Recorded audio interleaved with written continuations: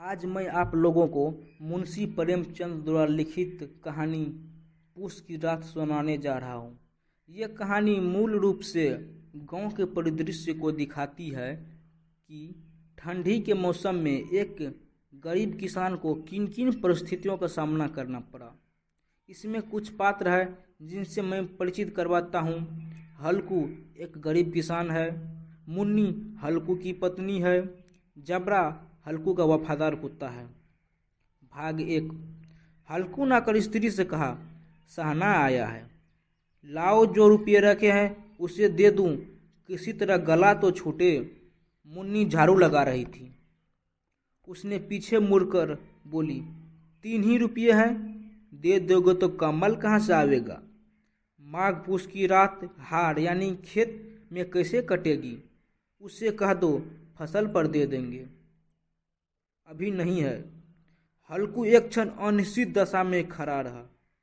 पूस सिर पर आ गया। कंबल के बिना हार में रात वह किसी तरह सो नहीं सकता।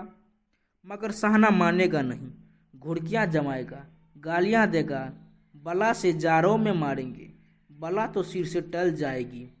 यह सोचता वह अपना भारी भरकम डील लिए हुए जो उसके नाम को झूठा सिद्ध करता था, स्त्री के समीप आ गया और खुशामद करके बोला, दे दो, गला तो छूटे, कंबल के लिए कोई दूसरा उपाय सोच लूँगा। मुन्नी उसके पास से दूर हट गई और आंखें ततेरते हुए बोली, कर चुके दूसरा उपाय, जरा सुनूं तो कौन सा उपाय करोगे। कोई खैरात में देगा कंबल, न जाने कितनी बाकी है जो किसी तरह चुकते ही नहीं चुकती। मैं कहती हूँ तुम क्यों नहीं खेती छोड़ देते, मर मर के काम करो, उपज हो तो बाकी दे दो, चलो छुट्टी हुई। बाकी चुकाने के लिए ही हमारा जन्म हुआ है, पेट के लिए मजदूरी करो, ऐसी खेती से बाज आए। मैं रुपये नहीं दूंगी। हल्कू उदास होकर बोला, तो क्या गाली खाऊं। मुन्नी तड़प कर बोली, गाली क्यों देगा, क्या उसका राज है। मगर यह कहने के साथ ही मुन्नी की तनी हुई भौहें ढीली पड़ गई। हल्कू को उस वाक्य में जो कठोर सत्य था वह मानो एक भीषण जंतु की भांति उससे घूर रहा था। उसने जाकर आले से रुपये निकाले और लाकर हल्कू के हाथ पर रख दिए। फिर बोली, तुम छोड़ दो अब की से खेती, मजदूरी में सुख से एक रोटी तो खाने को मिलेगी, किसी की धौंस तो सहनी नहीं पड़ेगी। अच्छी खेती है, मजदूरी करके लाओ, वह भी उसी में झोंक दो, ऊपर से धौंस। हल्कू ने रुपये लिए और इस तरह बाहर चला मानो अपना हृदय निकाल कर देने जा रहा हो। उसने मजदूरी करके एक एक पैसा काट काट कर 3 रुपये कंबल के लिए जमा किए थे। वह आज निकले जा रहे थे। एक एक पग के साथ मस्तक पानी दीनता से के भार से उसका दबा जा रहा था। भाग 2। पूस की आधी रात आकाश पर तारे भी ठिठुरते हुए मालूम होते थे। हल्कू अपने खेत के किनारे ऊख यानी गन्ना के पत्तों की एक छतरी के नीचे बांस के खटालों पर अपनी पुरानी गाढ़े की चादर ओढ़े पड़ा कांप रहा था। खाट के नीचे उसका संगी कुत्ता जिसका नाम जबरा था, पेट में मुंह डाले हुए सर्दी से कूं कर रहा था। 2 में से एक को भी नींद नहीं आ रही थी। हल्कू ने घुटनों को गर्दन में चिपकाते हुए कहा, क्यों जबरा, जाड़ा लगता है। कहता तो था घर में पुआल पर ही लेटे रहा, यहाँ क्या लेने आए थे। अब खाओ ठंड। मैं क्या करूं, जानता था मैं यहाँ हलवा पूरी खाने आ रहा हूँ, सो दौड़े दौड़े आगे आगे चले आए। अब रो नानी के नाम को। जबरा ने परे परे दुम हिलाई और अपनी कुकू की आवाज़ को दीर्घ बनाता रहा। हल्कू ने जबरा से कहा, कल से मत आना मेरे साथ, नहीं तो ठंडे हो जाओगे। यह राउंड पछवा का न जाने कहाँ से बर्फ लिए आ रही है। उठूं फिर एक चिलम भरूं, किसी तरह रात तो कटे। 8 चिलम तो पी चुका हूँ। यह खेती का मजा है। और एक भगवान ऐसे पड़े हैं जिनके पास जाड़ा आए तो गर्मी से घबरा कर भागे। मोटे मोटे गद्दे लिहाफ कंबल, मजाल है जाड़े का गुजर हो जाए। तकदीर की खूबी, मजदूरी हम करे, मजा दूसरे लूटे। हल्कू उठा, गड्ढे में से जरा सी आग निकाल कर चिलम भरी। जबरा भी उठ बैठा। हल्कू ने चिलम पीते हुए कहा, पिएगा चिलम, जारा तो क्या जाएगा, हाँ जरा मन बदल जाता है। जबरा ने उनके मुंह की ओर प्रेम से छलकता हुआ आंखों से देखा। हल्कू, आज और जरा खा ले, कल से मैं यहाँ पुआल बिछा दूंगा, उसी में घुस कर बैठना, तब जरा न लगेगा। जबरा ने अपने पंजों उसकी घुटनियों पर रख दिए और उसके मुंह के पास अपना मुंह ले गया। हल्कू को उसकी गर्म सांसें लगी। चिलम पीकर हल्कू फिर लेटा और निश्चय करके लेटा कि चाहे कुछ हो जाए, अब की सो जाऊंगा। पर एक ही क्षण में उसके हृदय में कंपन होने लगा। कभी इस करबट लेटता तो कभी उस करबट पर। जरा किसी पिशाच के भांति उसके छाती को दबाए हुए था। जब किसी तरह रहा नहीं गया, उसने जबरा को धीरे से उठाया, उसके सिर को थपथपाकर उसे अपनी गोद में सुला लिया। कुत्ते की देह से जाने कैसी दुर्गंध आ रही थी, पर वह उसे अपनी गोद में चिपकाए हुए ऐसे सुख का अनुभव कर रहा था जो इधर महीनों से उसे न मिला था।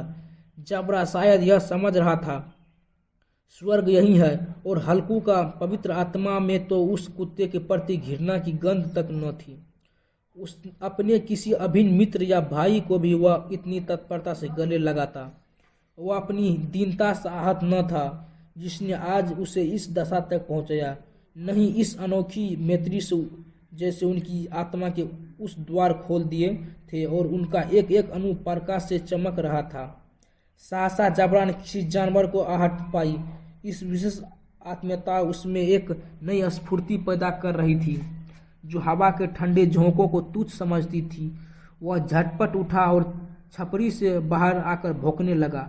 हल्कू ने उसे कई बार चुप कराकर बुलाया, पर वह उसके पास न आया। हार में चारों तरफ दौड़ दौड़ कर भौंकता रहा। एक क्षण के लिए आ भी जाता तो तुरंत ही फिर दौड़ता।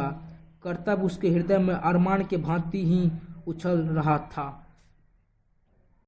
भाग 3। 1 घंटा और गुजर गया। रात ने शीत को हवा से धधकाना शुरू किया। हल्कू उठ बैठा और दोनों घुटनों को छाती से मिलाकर सिर को उसमें छिपा लिया। फिर भी ठंड कम न हुई। एक ऐसा जान पड़ता था सारा रक्त जम गया है, धमनियों में रक्त की जगह हिम बह रही है। उसने झुककर आकाश की ओर देखा। अभी कितनी रात बाकी है? सप्तऋषि अभी आकाश में आधे भी नहीं चढ़े। ऊपर आ जाएंगे तब तो कहीं सवेरा होगा। अभी पहर से ऊपर रात है। हल्कू के खेत के बगल में एक गोली के टप्पे पर आमों के एक बाग था। पतझड़ शुरू हो गई थी। बाग में पत्तियों का ढेर लगा हुआ था। हल्कू ने सोचा चलकर पत्तियों बटोरूं और उन्हें जलाकर खूब तापूं। रात को कोई मुझे पत्तियों बटोरते देखा तो समझेगा कोई भूत है। कौन जाने कोई जानवर ही छिपा बैठा हो।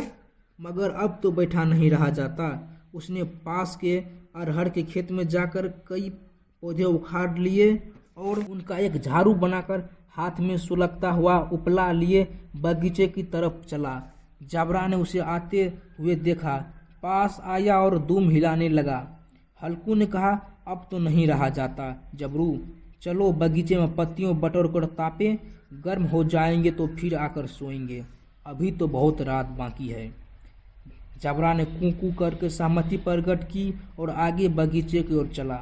बगीचे में खूब अंधेरा छाया हुआ था और अंधकार के में निर्दय पवन पत्तियों को कुचलता हुआ चला जाता था। वृक्षों से ओस की बूंदें टप टप नीचे टपक रही थी। एकाएक एक झोंका मेहंदी के फूलों की खुशबू लिए हुए आया। हल्कू ने कहा, कैसी अच्छी महक है आई है जबरू, तुम्हारी नाक में भी तो गंध आ रही है।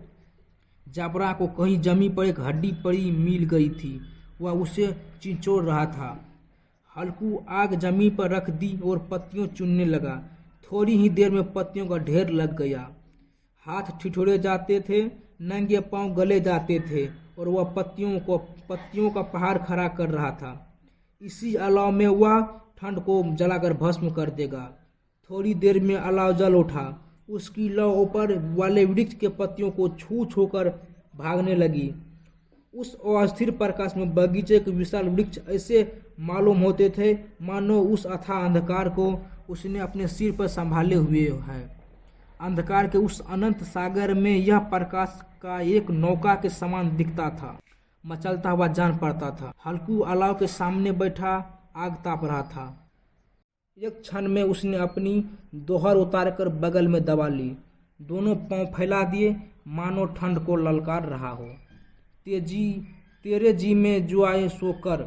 ठंड की असीम शक्ति पर विजय पाकर वह विजय गर्व को हृदय में छिपा न सकता था। उसने जबरा से कहा, क्यों जब्बर, अब ठंड नहीं लग रही है? जब्बर ने कूं कूं करके मानो कह रहा हो, अब क्या ठंड लगती ही रहेगी। पहले से यह उपाय न सूझा, नहीं तो इतनी ठंडी क्यों खाते? जब्बर ने पूंछ हिलाई। अच्छा आओ इस अलाव को कूदकर पार करें, देखे कौन निकल जाता है। अगर जल गए तो मैं दवा नहीं करूंगा। जब्बर ने उस अग्नि राशि की ओर कातर नेत्रों से देखा। मुन्नी से कल न कह देना, नहीं तो लड़ाई करेगी। यह कहता हुआ उछला और उस अलाव के ऊपर से साफ निकल गया। पैरों में जरा लपट लगी पर वह कोई बात न था। जबरा आग के इर्द गिर्द घूमकर उसके पास आ खड़ा हुआ। हल्कुन कहा, यह सही नहीं है, ऊपर से कूद कर आओ। वह फिर कूदा, अलाव के इस पार आ गया। भाग चौथा एवं अंतिम। पत्तियां जल चुकी थी। बगीचे में फिर अंधेरा छा गया था। राख के नीचे कुछ कुछ आग बाकी थी, जो हवा का झोंका आ जाने पर जरा जाग उठती थी, पर एक क्षण में फिर आंखें बंद कर लेती थी।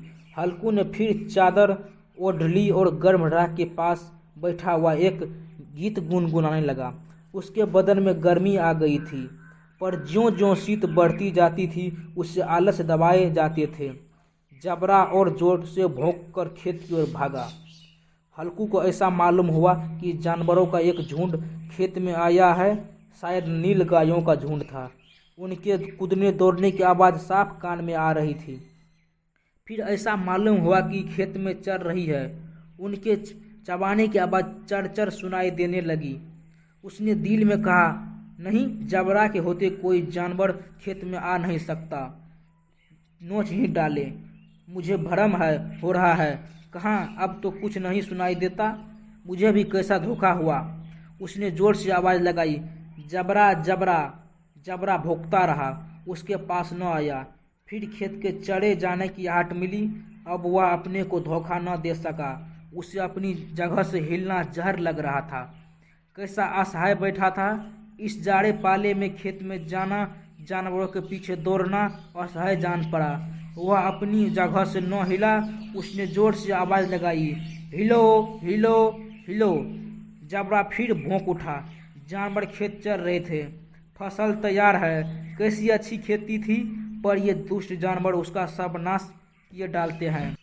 हल्कू पक्का इरादा करके उठा। 2-3 कदम चला, फिर एकाएक हवा के गस ऐसा ठंडा चुभने वाला, बिच्छू के डंक सा झोंका लगा कि वह फिर बुझते हुए अलाव के पास आ बैठा और राख को कुरेद कर अपनी ठंडी देह को गरमाने लगा। जबरा अपनी गला फाड़ कर भौंकता रहा। नील गायों खेतों को सफाया किए डालती थी और हल्कू गर्म राख के पास शांत बैठा हुआ था। अकर्मण्यता ने रस्सियों की भांति उसे चारों तरफ से जकड़ रखा था। उसी राख के पास गर्म जमीन के परत पर वह चादर ओढ़कर सो गया। सवेरे जब उसकी नींद खुली तब चारों तरफ धूप फैल गई थी और मुन्नी कह रही थी, क्या आज सोते ही रहोगे? तुम यहाँ आकर रम गए और उधर सारा खेत चौपट हो गया। हल्कू ने उठकर कहा, क्या तुम खेत से होकर आ रही हो? मुन्नी बोली, हाँ, सारे खेत का सत्यानाश हो गया। भला ऐसा भी कोई सोता है? तुम्हारे यहाँ मंडैया यानी झोपड़ी डालने से क्या हुआ? हल्कू ने बहाना किया, मैं मरते मरते बचा। तुझे अपनी खेत की पड़ी है। पेट में ऐसा दर्द हुआ कि मैं कुछ नहीं जानता हूँ। दोनों फिर बांध के पास आकर खेत आए। देखा सारा खेत रौंदा पड़ा हुआ है और जबड़ा मंडैया यानी झोपड़ी के नीचे चित लेटा हुआ है, मानो प्राण ही न हो। दोनों खेत की दशा देख रहे थे। मुन्नी के मुख पर उदासी छाई हुई थी, पर हल्कू प्रसन्न था। मुन्नी ने चिंतित होकर कहा, अब मजदूरी करके मालगुजारी भरनी पड़ेगी। हल्कू ने प्रसन्न मुख से कहा, रात को ठंड में यहाँ सोना तो न पड़ेगा।